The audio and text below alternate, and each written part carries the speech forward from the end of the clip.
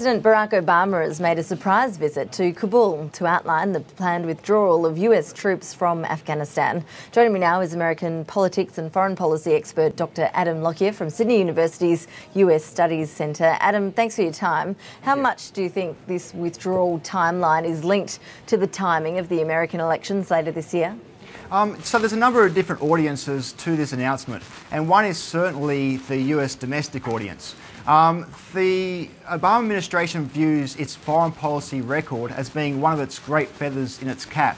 It's successfully removed its soldiers from Iraq, it's winding down the campaign in Afghanistan, and it got Osama bin Laden. So it sees itself as really running hard on foreign policy in the upcoming election. Has foreign policy and defence been shaping up so far to be big issues when it comes to, well, we assume now Mitt Romney versus Barack Obama? So this is one of the issues where there's a real power to the incumbency.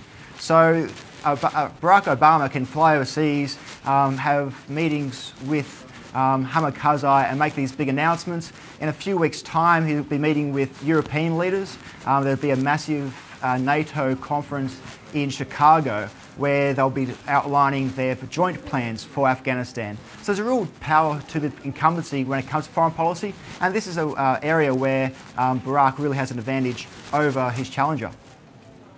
As you mentioned, Barack Obama did meet with President Karzai. Is the US government's position that the Afghan government is actually ready to take control of security of the nation? Because we do keep hearing quite alarming reports about corruption there in Afghanistan.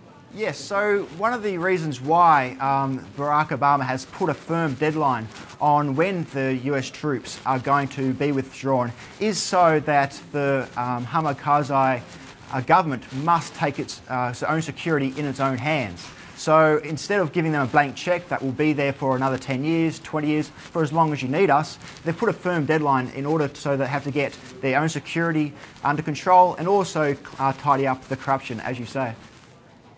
It does seem the American people have little appetite for more wars after Iraq especially. We did hear from President Obama at the end of last year about his plan to refocus defence efforts in our region, in the Asian Pacific region. How did that go down at home in America?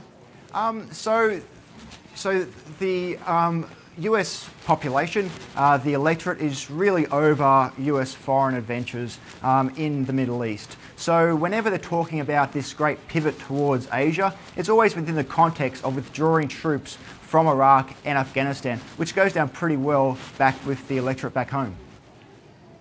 Adam Lockyer, we appreciate your insights as always. Thanks for joining us. Thank you, Ashley.